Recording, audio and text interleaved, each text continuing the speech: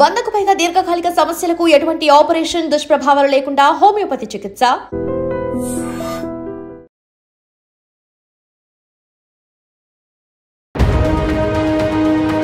Everybody were affected by this corruption. Nepalese helped us a lot. I was really thankful to them. అంటే ఆవిడ నిజంగా literal ఏడ్చేశారు. వాళ్ళ అద్దాలు రాత్రి అయితే భయంకరంగా కొట్టేశారు. మొత్తం ఆ అద్దాలు ఎరగొట్టారు. మరి మనకి చెప్పలేమమ్మా, అంత నరకం చూసాం. మేము ఇలా వచ్చామమ్మా, ప్లెజర్ ట్రిప్కి వచ్చాము, ఇలా అయింది వెళ్తాం అంటే అమ్మాయి కళ్ళ నీళ్ళు పెట్టేసి. విశాఖ నుండి కాఠ్మండుకు, నేపాల్కు టూరిజం పర్పస్లో వెళ్ళినటువంటి మన తెలుగు వాళ్ళంతా కూడా అక్కడ ఉన్నటువంటి పరిస్థితుల నేపథ్యంలో తీవ్రమైన ఆందోళనలో పడినటువంటి పరిస్థితులు ఉన్నాయి. ఎందుకంటే ఇప్పటికే జెడ్ ఒక విప్లవాత్మకమైన మార్పు కోసం వాళ్ళు చేస్తున్నటువంటి ఆందోళనలు తారాస్థాయిలో ఉన్నాయి. మనం రెగ్యులర్గా సోషల్ మీడియాలో కూడా చూస్తున్నాం. ఈ క్రమంలోనే టూరిజం పర్పస్గా వెళ్ళిన మా వాళ్ళకి ఏమవుతుందో, వాళ్ళు ఎలా ఉన్నారు, అక్కడ సేఫ్గా ఉన్నారా లేదా, వాళ్ళ పరిస్థితి ఏంటి అని ఇక్కడ ఉన్న వాళ్ళు ఎంతో ఆందోళన వ్యక్తం చేసిన పరిస్థితిలోనే ఈరోజు స్పెషల్ ఫ్లైట్లో కాఠ్మండు నుండి విశాఖ ఎయిర్పోర్ట్కు చేరుకున్న వారితో మనం మాట్లాడదాం. నమస్తే సార్. నమస్తే, నా పేరు శ్రీనివాస పని అండి. విశాఖలో ఎక్కడి నుంచి అండి, మీ ఏరియా ఎక్కడి నుంచి వెళ్ళారు? నేను గెజిటెడ్ ఆఫీసర్స్ కాలనీ మద్దిపాలెం నుంచి వెళ్ళామండి. ఎంతమంది సార్ మొత్తం? మేము 10 మంది అండి. నేను యూనియన్ బ్యాంక్లో చీఫ్ మేనేజర్ చేసి రిటైర్ అయ్యాను. తను నా మిస్సెస్ శ్రీదేవి, తన ఎల్ఐసీలో చేస్తుంది. తన కొలీగ్స్తో కలిపి 10 మంది 5వ తారీఖు బయలుదేరి నేపాల్ వెళ్ళడం జరిగింది. నేను ఇంతకుముందు వెళ్ళాను కానీ వీళ్ళందరికీ కూడా ఫస్ట్ టైం అండి. అయితే మీరే చెప్పగలుగుతారు, అప్పటికి ఇప్పటికి ఈ ట్రిప్లో మీరు ఏం చూసారు? అసలు చేంజెస్ చాలానే మార్పు ఉందండి. ఇప్పుడు పేపర్లో చదువుతున్నాం, ముఖ్యంగా అక్కడైతే అన్రెస్ట్ అది ఉంది. ప్రతి 2 ఏళ్ళకి ఒక్కోసారి గవర్నమెంట్ మారిపోతుంది అని చెప్పి. ఇప్పుడు వెళ్ళినప్పుడు మాట్లాడితే ముఖ్యంగా కరప్షన్ అనేది చాలా ఎక్కువైపోయిందని చెప్పి అక్కడ ప్రతి ఒక్కళ్ళు చిన్న పెద్ద ఆడ మగ అని తేడా లేదు, వ్యాపారస్తుడు స్టూడెంట్స్ వాళ్ళందరూ కూడా కరప్షన్ గురించి ఎక్కువ మాట్లాడుతున్నారు. ఎప్పుడైతే ఈ సోషల్ మీడియా బ్యాన్ విధించారో వాళ్ళలో ఒక్కసారిగా రివోల్ట్ వచ్చింది. మేము కూడా అక్కడ సిమ్ తీసుకున్నాము, నేపాల్ సిమ్ తీసుకుని చూస్తే మాకు వాట్సాప్లు ఇవేం రావట్లేదు. ఎందుకు రావట్లేదు అని మేము ఆశ్చర్యపోతే మాకు తర్వాత తెలిసిందంటే 4వ తారీఖు నుంచి ఇవన్నీ కూడా బ్యాన్ చేశారు. యూట్యూబ్ కానీ ఇవేమీ రావట్లేదు అనమాట, ఇన్స్టాగ్రామ్. సో ఇప్పుడు యూత్ పరిస్థితి ఎలా ఉందంటే అవి ఉంటే కానీ రోజు గడవదు. దానివల్ల మంచి ఉంది, చెడు ఉంది. చెడు వైపు వెళ్ళిపోతారని మనం అందరం భయపడుతుంటాం, కానీ ఆ మంచి అనేది అసలు ఎంతో ఉపయోగపడుతుంది. సో అలాంటిది బ్యాన్ చేసే ముందు గవర్నమెంట్ 1-2 సార్లు ఆలోచించాల్సింది. చాలా ఒక్కసారిగా 26 ఇటువంటి సోషల్ మీడియాని బ్యాన్ చేశారని తెలిసింది. రివోల్ట్ చూస్తుంటేనే పూర్తిగా అక్కడ గవర్నమెంట్ తీసుకున్న డెసిషన్ పూర్తి ప్రజా వ్యతిరేకతతో కూడినది అని అర్థమైపోతుంది.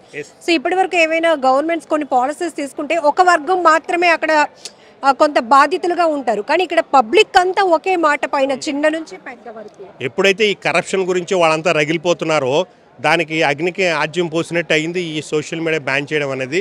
సో అందరూ రోడ్ల మీదకి వచ్చేసి ప్రభుత్వానికి వ్యతిరేకంగా చేయడం జరిగింది. ఎప్పుడైతే వాళ్ళు ఫైరింగ్ చేసి 19 మందిని చంపేశారో ఇంకా అది తారాస్థాయికి చేరుకుంది. సో వాళ్ళు పబ్లిక్ ప్రాపర్టీస్ కానీ లేదా ఈ మినిస్టర్స్కి అదర్ అఫీషియల్కి సంబంధించిన ప్రాపర్టీస్ కూడా తగలబెట్టేశారు. ముఖ్యంగా హోటల్స్ కానీ లేకపోతే వాళ్ళ హౌసెస్ కానీ తగలబెట్టారు. ఆ క్రమంలో మేము దిగిన హోటల్ మా బ్యాడ్ లక్ వల్ల అది కూడా ఒక పొలిటీషియన్కి సంబంధించిందని మాకు తర్వాత తెలిసింది. సో వాళ్ళు అతని మీద కసి కొద్దీ ఆ బిల్డింగ్ తగలబెట్టడం జరిగింది. అది లేక్ సైడ్ అని చెప్పేసి పోఖ్రా అనే ఊళ్ళో, అది చాలా టూరిస్ట్ ప్లేసు. చాలా మంచి టూరిస్టులు అందరూ విదేశస్తులు కూడా చాలామంది వస్తుంటారు. అలాంటి ప్లేస్లో చాలా మంచి హోటల్ అనుకుని దిగాము. హోటల్ బాగుంది. ఒక ఓవర్ నైట్ చేసి మేము ముక్తినాథ్ వెళ్ళాము. అక్కడ కూడా ఒక నైట్ స్టే చేయాలని మేము మినిమం లగేజ్ బట్టలు తీసుకుని వెళ్ళి, మిగతాదంతాను ఇంకా ట్రిప్ ఉంది కదా అని చెప్పి ఆ బట్టలన్నీ కూడా మేము అక్కడ పెట్టేసి వెళ్ళడం జరిగింది. అవి రిసెప్షన్లోనే వాళ్ళు పెట్టడం వల్ల అవి వెంటనే వాళ్ళు టార్గెట్ అయిపోయింది మా లగేజ్ కూడా. సో చాలా మటుకు తగలబడిపోయింది. ఏవో కొన్ని మాత్రం వాళ్ళు అక్కడ ఉండిపోయి వాటి చూసినప్పుడు నాకేమనిపించిందంటే వాళ్ళు కసితో అలా తగలబెట్టారు. కొంతమంది ఇదే పనిలో వాళ్ళు ఏదైతే వాల్యుబుల్స్ ఉన్నాయో అవన్నీ కూడా కొంతమంది తీసుకున్నట్టుగా అనిపించింది. మా బ్యాగ్స్ 1-2 బ్యాగ్స్ కనబడితే అవి మొత్తం వాళ్ళు ఓపెన్ చేసి అన్నీ చూసి అనవసరమైన పాడేశారు. ఈవెన్ పాస్పోర్ట్ కూడా ఉంటే దాన్ని కూడా పక్కన పాడేశారు. క్యాష్ కానీ గోల్డ్ కానీ ఇలాంటివి ఉంటే మాత్రం వాళ్ళు తీసేసుకొని మొత్తం అన్నీ చెక్ చేసి అప్పుడు పడేశారనమాట. ఆ పరిస్థితి నేను అక్కడ చూడడం జరిగింది. మేడం బయటికి వచ్చే పరిస్థితి ఏమైనా ఉందా? అంటే టూరిస్టులను అయితే వాళ్ళు టార్గెట్ చేయనప్పటికీ కూడా అక్కడ ఉన్న పరిస్థితిలో ఏం జరుగుతుందో తెలుసుకోవడానికైనా బయటకు వచ్చే పరిస్థితి. మేము జస్ట్ మళ్ళీ మేము ఆ హోటల్ వరకు నడుచుకుని వెళ్తా ఉంటే ఆర్మీ పెట్రోల్ చేస్తూ ఉన్నారండి. వాళ్ళు అనౌన్స్ చేస్తున్నారు నేపాలీ భాషలో. మాకు అది వాళ్ళు చెప్తా ఉన్నారు, మీరు ఎవరు అలా రోడ్ల మీద తిరగద్దు, మేము టేక్ ఓవర్ చేసాము అని చెప్పి. ప్రజలందరూ భయభ్రాంతులే ఎవరు ఇళ్ళలోంచి వాళ్ళు చూస్తున్నారు. ఎవరి మట్టుకు బయటకు రావడానికి అంత ఇష్టపడలేదు. మేము లక్కీగా ఒక సేఫ్ హోటల్లో ఉండగలిగాము. ఉండగా నెక్స్ట్ స్టెప్ మా గవర్నమెంట్ ఈ ఇనిషియేటివ్ తీసుకుని మమ్మల్ని ఇలా సేఫ్గా అన్ని అరేంజ్మెంట్స్ చేసి ఈ గవర్నమెంట్ మమ్మల్ని వైజాగ్ తీసుకురాగలిగిందండి. ఇక్కడ ఉన్న మేమే ప్యానిక్ అయ్యాము, మన వాళ్ళు అక్కడికి వెళ్ళిన వాళ్ళు ఏంటి అని. మరి మీరు అక్కడే పరిస్థితిలో ఉన్నారు, మీరు స్టే చేసిన హోటల్లో తగలబెట్టినటువంటి పరిస్థితి కూడా ఉంది. చాలా భయభ్రాంతికి గురయ్యామండి. మళ్ళీ అసలు ఎలా తిరిగి వస్తామో అనుకున్నాం. అన్ని బార్డర్స్ క్లోజ్ అయిపోయి ఏ రకంగా రాగలుగుతామన్నా మేము అక్కడ స్టక్అప్ అయిపోతా అన్న టైంలో కమ్యూనికేషన్స్ కూడా యాక్చువల్గా మేడం అలాగే ఉండింది. లక్కీగా ఈ ఫ్లైట్ అది స్పెషల్ ఫ్లైట్ వేయడం వల్ల మేము తిరిగి వైజాగ్కి ఇలా రాగలిగాము. ఒకవైపు ఈ యాజిటేషన్స్ జరుగుతూనే ఉన్నాయి, మీరేమో కొంత ఆందోళనలో ఉన్నారు, ఏం చేయాలో తెలియలేని పరిస్థితి. రోడ్లపైన వెయిట్ చేస్తున్నప్పుడు ఎవరైనా పబ్లిక్ వచ్చి మిమ్మల్ని వీళ్ళు మన వాళ్ళు కాదు టూరిజం పర్పస్లో వచ్చారు మేడం, మేము చాలా ఫేస్ చేసాము. మా వెహికల్ ఒక 2 hours రోడ్ మీద ఆగిపోవాల్సి వచ్చింది. అదే టైంలో ఆ ఇళ్లలోంచి బయటకు జనాలు వచ్చారు. మమ్మల్ని చూసి ఆడవాళ్ళు అని చెప్పి లోపలికి రండి, మా వాష్రూమ్స్ వాడుకోండి అని చెప్పి మమ్మల్ని పిలిచి తీసుకెళ్ళి that very very people are very friendly madam. అక్కడ ఈ హ్యూమానిటీ ఉంది. చాలా చక్కగా మమ్మల్ని అయితే మాత్రం ఏమైనా కావాలా అని చెప్పి లేడీస్ అందరూ వాష్రూమ్స్ వాడుకోండి, మీకు ఏం కంగారు లేదు, కొంచెం సెటిల్ అవుతుంది. మాకైతే వాళ్ళు కూడా చాలా హెల్ప్ చేశారు. ఆ టైంలో వాళ్ళతో కాన్వర్జేషన్ లో ఏంటి వాళ్ళ పబ్లిక్ ఇంటెన్షన్? అవునండి, public intention. People were all against the politicians అండి. వాళ్ళు కూడా everybody were being affected by this corruption main more than social media ban. We thought this is the major point why they have all revolted, the Gen Z generation. So ఆ రకంగా when I was coming immigration దీంట్లోని immigration ఆఫీసర్తో ఆవిడతోనేమో నేను చెప్పా, చాలా thanks అండి, మీ Nepalese చాలా బాగా help చేశారు. మేము అంటే ఆవిడే నన్ను అడిగారు యాక్చువల్గా, మీరు చాలా గ్రేవ్ సిచ్యుయేషన్లో ఉన్నారు వచ్చారు కదా, ఎలా ఫీల్ అయ్యారు. అదంతా ఓకే, అదంతా ఫేస్ చేసాం. But after that there Nepalese helped us a lot. I was really thankful to them. అంటే ఆవిడ నిజంగా లిటరల్ ఏడ్చేశారు, ఏడ్చేసి కౌంటర్ వదిలేసి బయటకు వచ్చారు. అండ్ నేను బయటికి వెళ్ళి ఆవిడని హగ్ చేసుకుంటే ఆవిడ అంటున్నారు, thank you very much for saying all this అనుకుంటూ.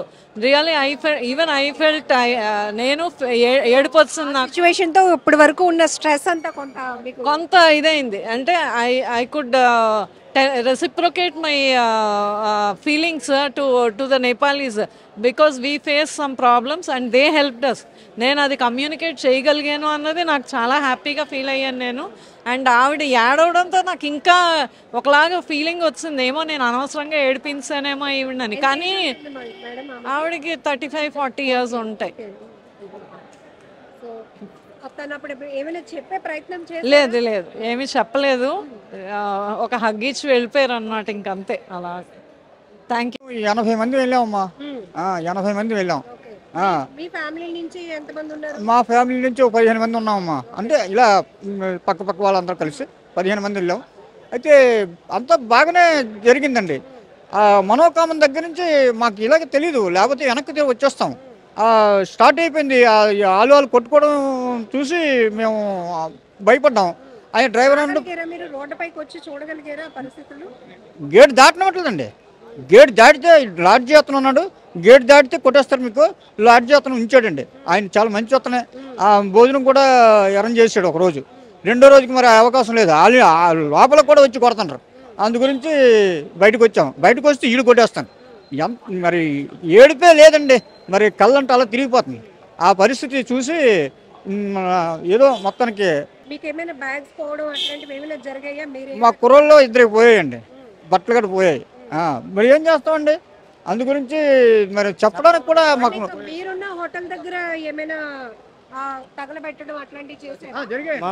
మేము 8వ తారీఖు రాత్రికి మేము మనోకామన దాటి వెళ్తున్నాము ఎక్కడికి, కాట్మాండు. మా బస్సు డ్రైవర్ అన్నాడు, సార్ ఆల్రెడీగా 17 మందిని ఎవరు కాల్చి చంపేశారట గవర్నమెంట్ వాళ్ళు, మనం ఇప్పుడు వెళ్ళలేని పరిస్థితి సార్, ఎలాగైనా సరే వెళ్ళాలని మేము మొత్తం 81 మంది సార్ మొత్తం వాళ్ళు చెప్తే వాళ్ళు ఏం చేశారంటే అతను మొత్తానికి ఎలాగైతేనే కాఠ్మాండు దగ్గర చేర్పేసరికి ఈ పోలీసులు గట్ట కేసులు గట్ట మా మీద రాసి వెళ్ళారు. ఒక దగ్గర ఉంచారన్నమాట మాకు. ఈ హాస్టల్ అతను ఏమంటే హోటల్ అతను దయచేసి మాకు మీరు ఎట్టి పరిస్థితి వెళ్ళకండి అంటే ఇంతలోకి ఎవరెవరో ఈ బళ్ళు మీద వచ్చేసి మనిషి అద్దాలు గట్ట ఎరగొట్టేసి ఈ కార్లు అద్దాలు గట్ట ఎరగొట్టేసరికి మా భయభ్రాంతులు అయ్యి మేము బయటికి రాలేకపోయామండి. భోజనం కూడా ఒక రోజు ఉంటే ఒక రోజు లేని పరిస్థితులు ఉన్నాం మేము. ఎలాగో వస్తాం. హోటల్స్ లో స్టే చేస్తే హోటల్స్ లోపల కూడా వచ్చేసి దాడులు చాలా దారుణంగా చేశారండి. మామూలుగా చేయలేదు, అంత దారుణంగా చేస్తారని మేము కూడా ఊహించలే. ఆ తర్వాత మొత్తానికి భగవంతుడి దయ వల్ల టూరిస్టులు అంటే మేము ఏదో సరదాగా దర్శనం కోసం వచ్చామండి. అదే మా మనోకామన చూసుకొని ఆ స్వామిని దర్శనం చేసుకుందామని కాఠ్మాండు పశుపతినాథ్ టెంపుల్కి వెళ్ళాం. పశుపతినాథ్ టెంపుల్కి వెళ్దాం అనుకున్నాం కానీ అవలేదు, అసలు వెళ్ళడం లేదు. పశుపతినాథ్ టెంపుల్లో ఈ గేట్లు కూడా ఎరగొట్టారు వాళ్ళు, ఆ మంటలు గట్ట పెట్టేస్తారు, షూటింగ్ చేస్తారు. ఆల్రెడీగా ఒక మార్కెట్ ఉంటుంది, మార్కెట్ని కూడా షూటింగ్ చేస్తారు. అందువల్ల భయభ్రాంతులు అయిపోయి మరి ఇంకా బయటికి వెళ్ళడానికి కూడా అవకాశం లేకపోయింది. మాకు చాలా భయపడ్డామండి. ఇది 3 రోజులు పోయిన తర్వాత మాకు ఇలాగా ఒక రోజు మేము తిన్నాము, మరుసటి రోజు నుంచే సీఎం లేదు. ఏటి ఉంటే అది బయట కూడా దొరకడం కష్టం అయిపోయింది. కారణం అన్ని షాపులు బంద్ చేస్తారు. ఇది ఏ తిన్నాము అంటే ఒక పూట లేదు, అంత దీనిగా ఉంది. వాటర్ కూడా దొరకని పరిస్థితి అయిపోయింది. కానీ అక్కడ జరుగుతున్న అల్లర్ల వల్ల అక్కడ ప్రజలు ఎలాంటి ఇబ్బందులు పడుతున్నారు? మేము చూసింది ఏంటంటే మేము ఎక్కడంటే మా హోటల్ కుసుమ్ ఇంటర్నేషనల్ అన్నది. ఇంటర్నేషనల్ అనుకోవడం కానీ మామూలుగా చిన్నగా ఉంది, పెద్దగా ఏం కాదు ఇది కాదు. అయితే అక్కడ షాపులన్నీ కూడా మేము వెళ్ళేసరికి క్లోజ్ చేస్తారని ఎక్కడ కూడా అవకాశం లేదు. కానీ 1-2 తీశారు కానీ దీని మీద వాళ్ళ అద్దాలు రాత్రి అయితే భయంకరంగా కొట్టేశారు. మొత్తం ఆ అద్దాలు ఎరగొట్టారు. మరి చెప్పలేమమ్మా, అంత నరకం చూసాం మేము. అంత దీనిగా ఉంది రాత్రులు అయితే. మరి పగలైతే కోవిల్కి వెళ్దామని కూడా అవకాశం ఇవ్వలేదు మాకు. మేము ఎలాగొచ్చామో మాకే తెలియదు.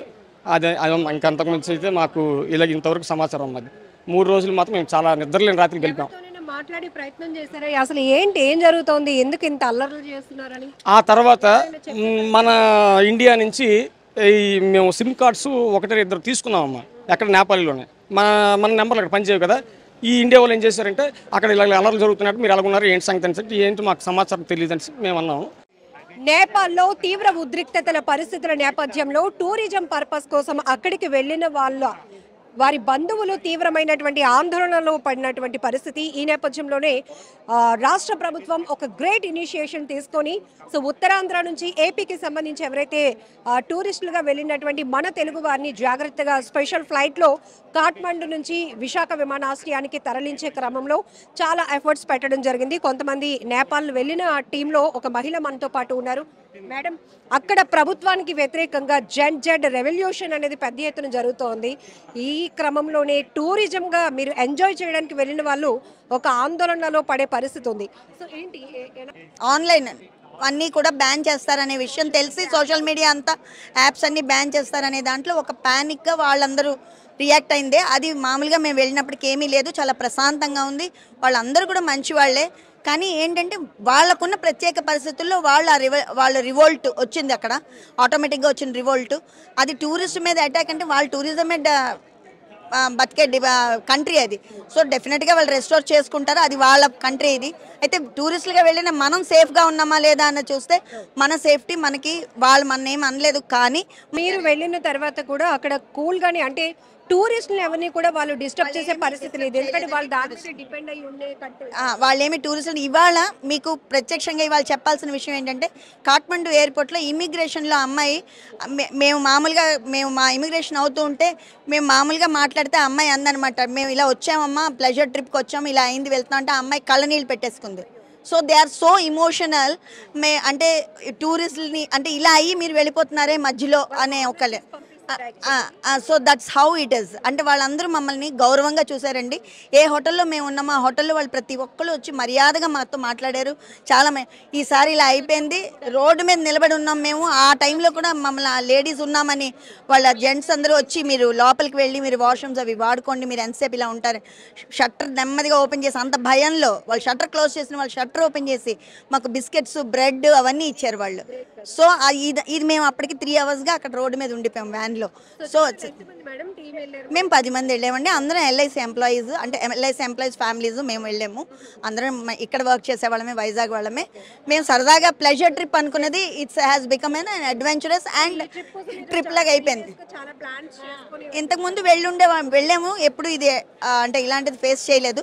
This is first time we face this and we came out luckily because of present అక్కడ రెవల్యూషన్ లో జరుగుతున్న సిచ్యువేషన్స్ లో మీరు అక్కడికి వెళ్ళారు, కొంత నాలెడ్జ్ కూడా మీకు ఉంది. ఎందుకంటే అక్కడ ఎందుకు చేస్తున్నారు, ఏం చేస్తున్నారు, అక్కడ ఓన్లీ అగైన్ ఇక్కడ తెలిసిన విషయం ఏంటంటే, మేము అక్కడ నలుగురితో మేము మాట్లాడిన దాంట్లో మాకు అర్థమైన విషయం ఏంటంటే, సోషల్ మీడియా యాప్స్ బ్యానింగ్ అనేది అదొక పాయింట్ అయినా కూడా ఒరిజినల్గా వాళ్ళు యాంటీ కరప్షన్ మీద వాళ్ళు చేశారు. ఎందుకంటే గవర్నమెంట్ ఈజ్ కంప్లీట్లీ కరప్టెడ్ అనేది వాళ్ళ ఫీలింగ్. అందుకే గవర్నమెంట్ అఫీషియల్స్ మొత్తం వాళ్ళ ఇళ్ళు కానీ, వాళ్ళ అంటే గవర్నమెంట్ ఆఫీసర్స్ని కానీ వాటిని అటాక్ చేస్తారు. ఆ హోటల్స్ కానీ, అంటే గవర్నమెంట్ పీపుల్ ఉన్న వాళ్ళకి సంబంధించినవన్నీ కూడా వాళ్ళు దే ట్రై టు, అంటే అవే డిస్ట్రాయ్ చేయడానికి ట్రై చేశారు. They wanted a new government, అంటే new government in the sense corruption free government వాళ్ళకి కావాలి. వాళ్ళు గత అంటే 8-10 ఏళ్ళుగా వాళ్ళు కంటిన్యూస్ చేంజ్ ఆఫ్ గవర్నమెంట్ చూస్తున్నారు. సో ఇంతలాగా మాకు చేంజ్ ఆఫ్ గవర్నమెంట్ వాళ్ళకి ఇష్టం లేదు. స్టేబుల్ గవర్నమెంట్, వాళ్ళకి నిరుద్యోగం ఇవన్నీ ఉన్నాయి. వాటన్నిటికీ వాళ్ళు దేనికైనా వాళ్ళ గవర్నమెంట్ స్థిరంగా ఉంటే ఏదైనా జరుగుతుందని వాళ్ళు నమ్ముతున్నారు. సో స్థిరమైన గవర్నమెంట్ కావాలని. ఈరోజు నేపాల్లో జరుగుతున్న ఈ పరిస్థితులు కూడా ప్రపంచవ్యాప్తంగా చర్చకు దారి తీసే పరిస్థితి. అంటే కొన్ని దేశాల్లో ఈ కరప్షన్ అనేది ఉన్నప్పటికీ కూడా ప్రజల్లో, యువతలో ఒక మార్పు వస్తే వాళ్ళు ముందు అడుగు వేసి ప్రభుత్వాల్ని ప్రశ్నించాలనుకుంటే ఈ స్థాయిలో ఉంటుందా ఒక ఉద్యమం తీరు అనేది కూడా అక్కడ మేము గమనించింది ఒకటి ఏంటంటే, దీనికి ఏం లీడర్ లేరు. It's not politically driven.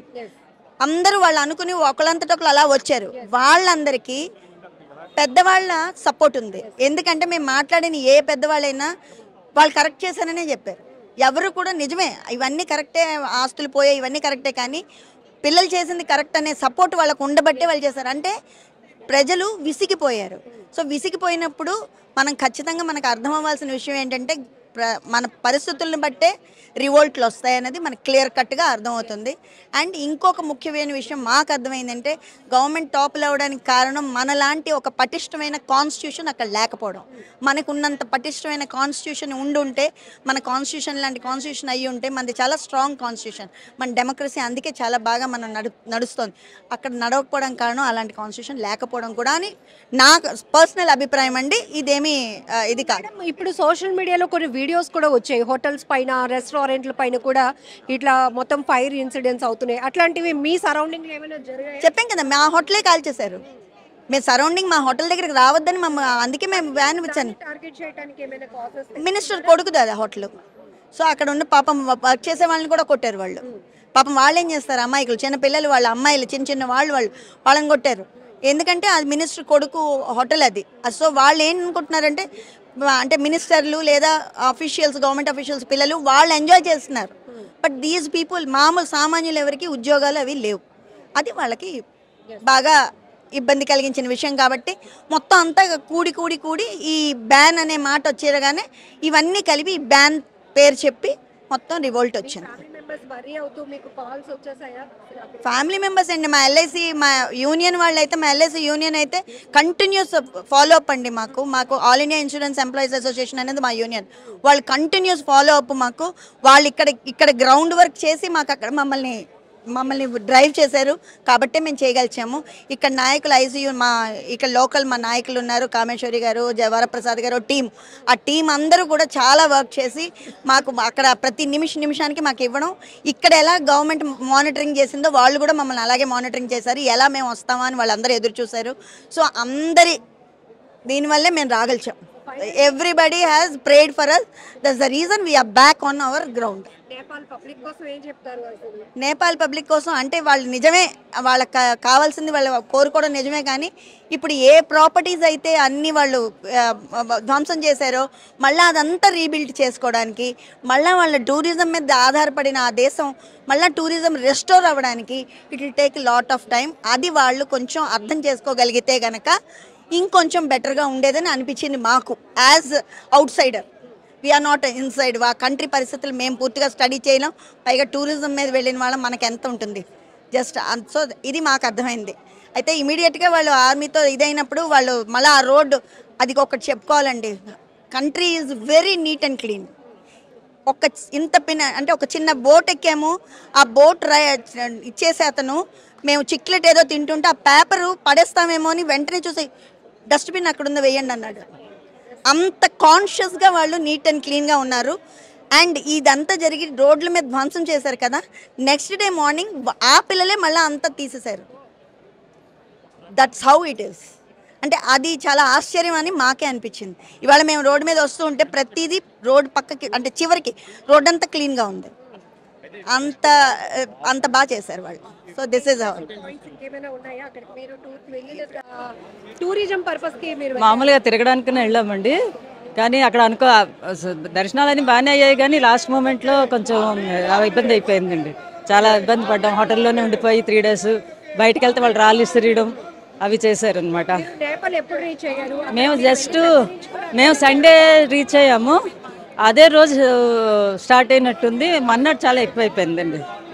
చాలా యాజ్ పర్ యువర్ షెడ్యూల్ అయితే మీరు ఎలా రావాలి? చాలా కూల్గా మేము ఇంకా జనక్పూర్ వెళ్ళాలి, అక్కడి నుంచి వైద్యనాథ్ వెళ్ళాలి, వైద్యనాథ్ నుంచి మన వైజాగ్ రావాలి, కానీ మొత్తం అంతా అప్సెట్ అయిపోయిందండి.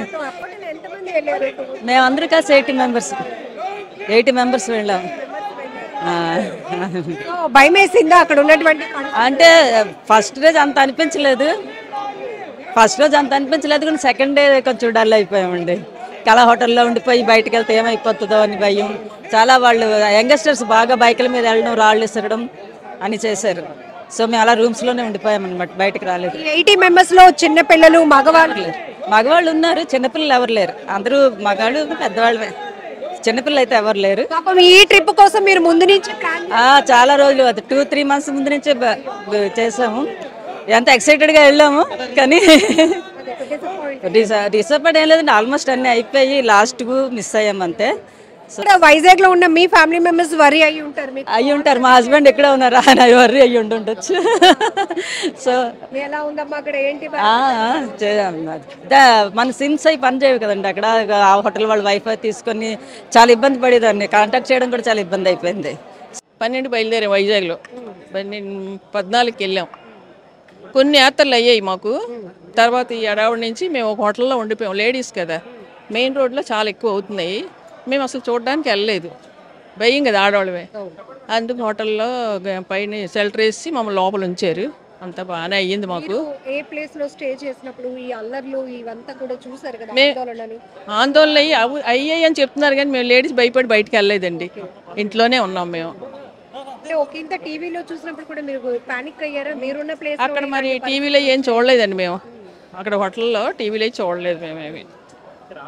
ఆయనతో అందరూ మాట్లాడితే బాగా రెస్పాండ్ అయ్యారు, స్పెషల్ ప్లేట్ వేసారు, అంతా బాగానే ఉంది. అవునండి, ఇంకా రేపు రావాల్సింది మేము. మా షెడ్యూల్ రేపు రావాలండి. నిన్న మొన్న మేమేమి ఇంక యాత్రలు చేయలేకపోయాం, హోటల్ లోపల ఉండిపోయాం. ఇలా హడావుడి అవుతుంది, లేడీస్ బయటకు వెళ్ళకండి, భయం కదా అనేసి మా లోపల ఉంచేసారు. మేము మా గ్రూపు 81 మంది అండి. కాకినాడ, హైదరాబాదు, రాంబిల్లి, శ్రీకాకుళం, విజయనగరం, విశాఖపట్నం అందరూ కలిసి వెళ్ళాం.